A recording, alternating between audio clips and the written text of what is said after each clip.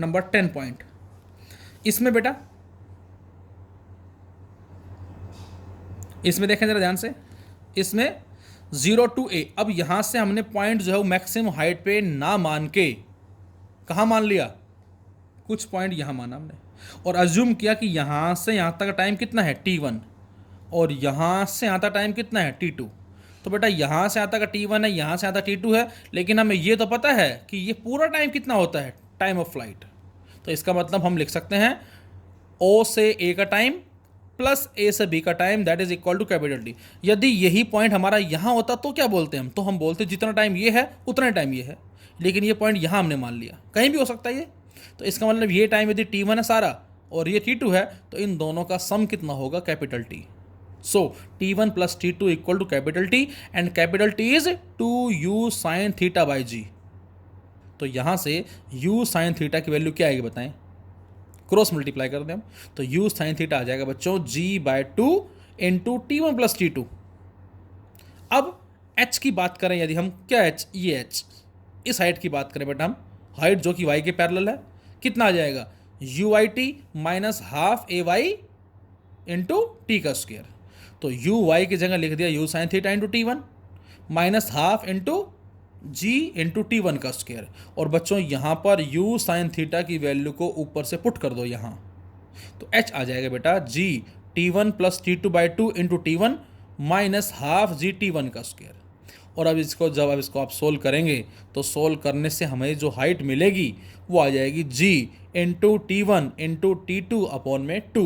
ये हमारा direct formula आपको याद रखना है, क्योंकि डायग्राम हमें क्वेश्चन में गिवन होता है बेटा, और उसके रेस्पेक्ट में हमें हाइट गिवन होती है, और t1 t2 गिवन होते हैं, सॉरी हाइट पूछता है हमसे, t1 t2 गिवन होते हैं। तो इस फॉर्मूले में डायरेक्ट पुट करके हम उस हाइट की वैल्यू को कैलकुलेट कर सकते हैं। This is point number 10। Point number 11, यदि हम बात करें दो एंगल ऑफ प्रोजेक्शन, दोबारा से थीटा 90 माइनस थीटा के लिए रेंज की बात करें, ये ध्यान से देखें, range R theta u square sine 2 theta by g, R2 यहाँ सेकंड रेंज में हमने लिख दिया 90 माइनस थीटा को, और जैसे ही 90 माइनस थीटा लिखेंगे 2 बाहर है, 2 को जब अंदर मल्टीप्लाई करेंगे बच्चों तो ये आ जाएगा R2 equal to U square sine into 180 minus 2 theta by G, मतलब 2 को अंदर मल्टीप्लाई कर दिया।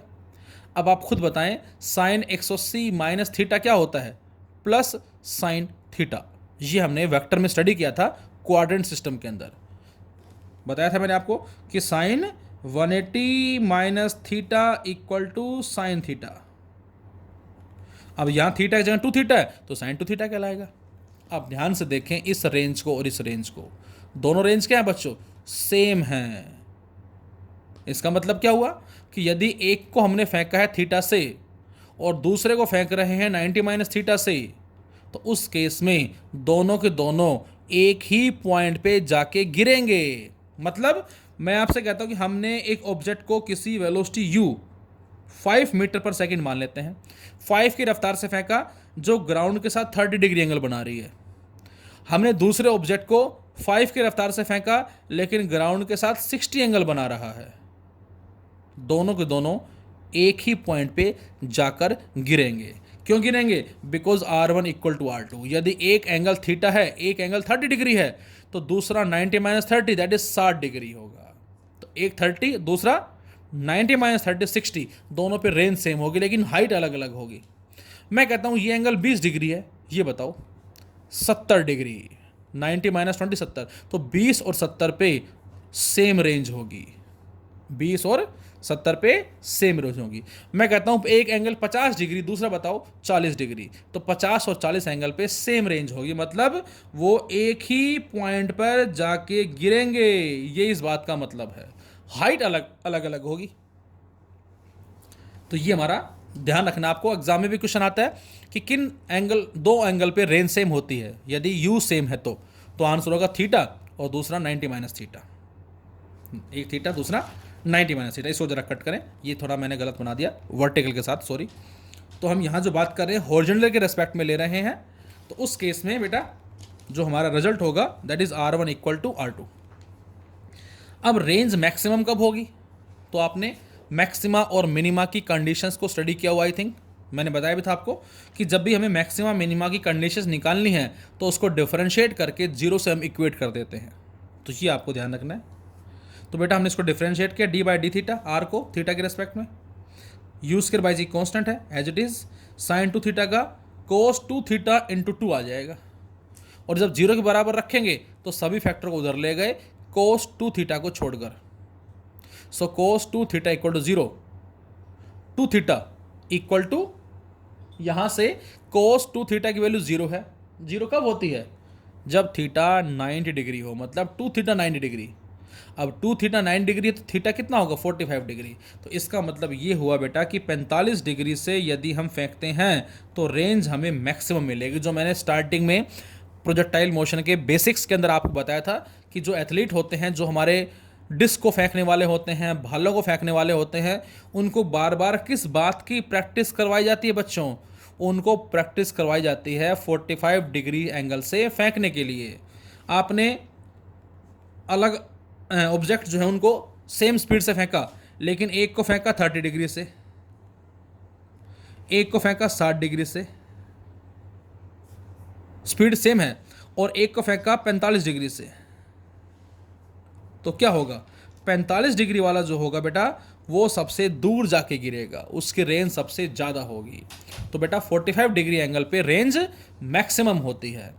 तो इस थीटा को पुट कर दिया मैंने यहाँ 45 इंटू 290 साइन 91, तो मैक्सिमम रेंज का फॉर्मूला क्या आ गया?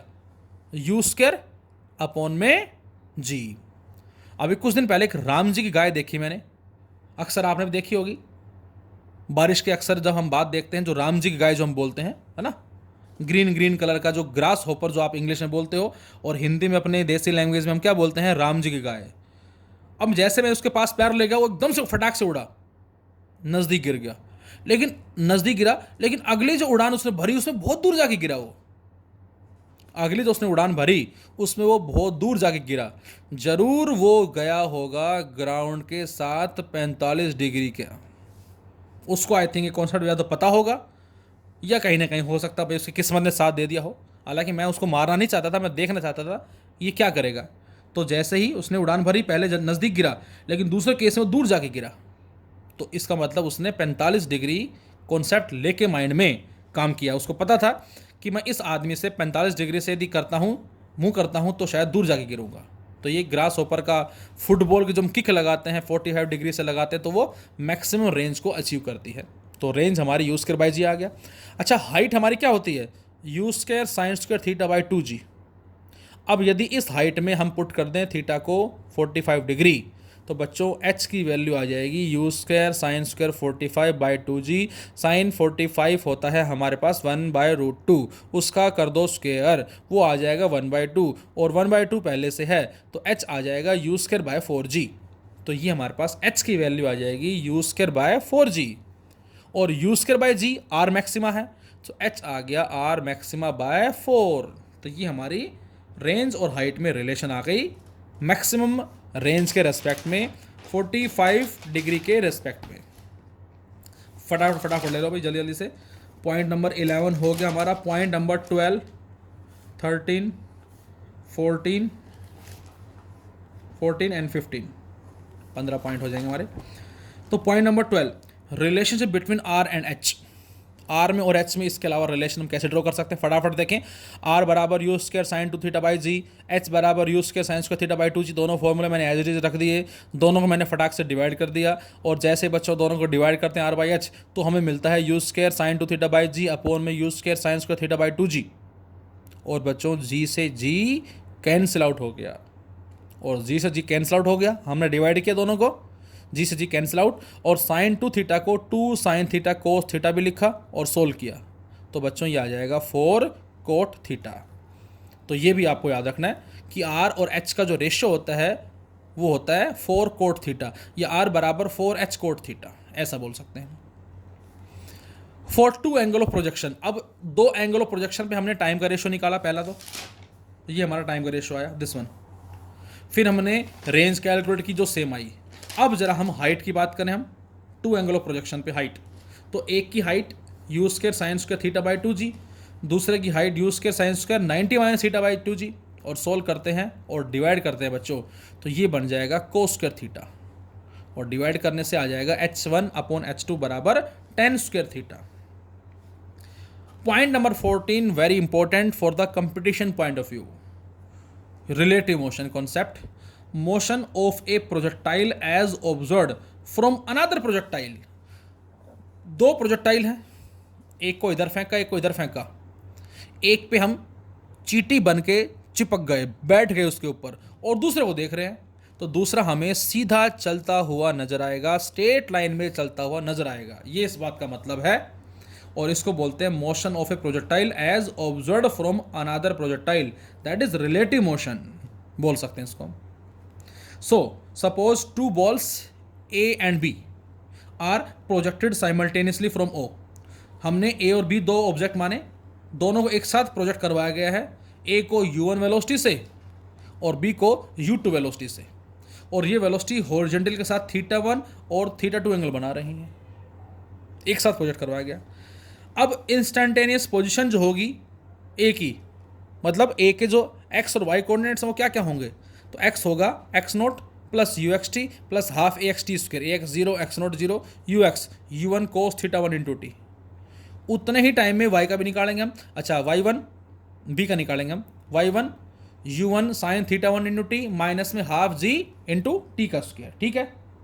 वही सेम है जो लिख चुके हैं हम पहले, x1 u, वही सेम इक्वेशन हमने यूज़ की है, कौन सी, x equal to x0 plus में uxt प्लस में हाफ axt स्क्वायर, तो ये 0, and y is equal to y0 plus में uyt प्लस में हाफ ayt स्क्वायर, इन्हीं को हम यूज़ कर रहे हैं बच्चों। तो x1 आ जाएगा u1 cos θ1 इंटू टी, ये बचा केवल। y1 क्या आ जाएगा, u1 साइन θ1 t माइनस में हाफ जी टी का स्क्वायर। x2 सेकेंड के लिए, इसी तरह से b के लिए u2 cos θ, इसकी वेलोसिटी ये है, उसका कंपोनेंट ये आएगा x की तरफ, y में u2 sine θ2t minus half g t का स्क्वायर, ये आ गया। नाउ अब देखें जरा, the position of ball A with respect to ball B is given by. अब यहाँ जो पोजिशन होगी ए की बी के रेस्पेक्ट में, तो आपको ध्यान होगा कैसे निकालेंगे हम, माइनस करके x1 माइनस x2। अब x1 भी हमारे पास है बच्चों, x1 भी हमारे पास है, x2 हमारे पास है, तो x1 माइनस x2 आ गया दिस वन। y के रेस्पेक्ट में y1 माइनस y2। अच्छा, वेलोसिटी के रेस्पेक्ट में पूछता तो क्या करते आप, यदि वो वेलोसिटी के रेस्पेक्ट में पूछता, मतलब एक प्रोजेक्टाइल मोशन है उसके थ्रू हम दूसरे को ऑब्जर्व कर रहे हैं, तो रिलेटिव वेलोसिटी पूछता तो हम क्या करते, हम वेलोसिटी को माइनस करते, v1 माइनस v2 मतलब vx1 माइनस vx2 करते, और vy1 माइनस vy2 करते। एक्सेलेरेशन होता तो एक्सेलेरेशन a1 माइनस a2 करते 0, y, क्योंकि एक्सेलेरेशन तो एक ही है, कौन सा, एक्सेलेरेशन ड्यू टू ग्रेविटी, वो 0 हो जाता, लेकिन वेलोसिटी में बचता। और ये हमारी रिजल्ट जो आया कांस्टेंट होता है बेटा, ये स्ट्रेट लाइन के रेस्पेक्ट में होता है ये बच्चों। और इसीलिए मैंने कल बताया था आपको क्या, the motion of a projectile relative to another projectile is a straight line. एक कल ऐसा ही हमारा कॉन्सेप्ट आया था, शायद ध्यान होगा आपको।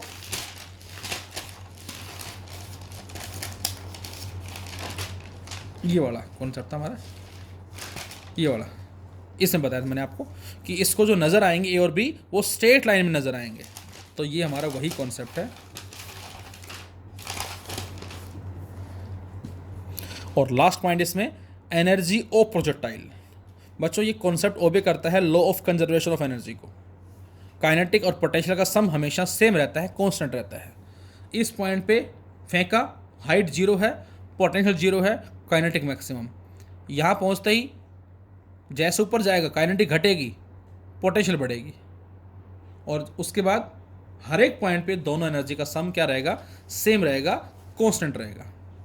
तो बेटा यहाँ पर फेंका के से, के का मतलब हाफ एम यू स्क्वायर, और यू स्क्वायर का मतलब you square cos square theta plus you square sine square theta, और यू स्क्वायर कॉमन ले लें तो अंदर 1 बन जाएगा, तो काइनेटिक एनर्जी आ गई हाफ एम यू स्क्वायर।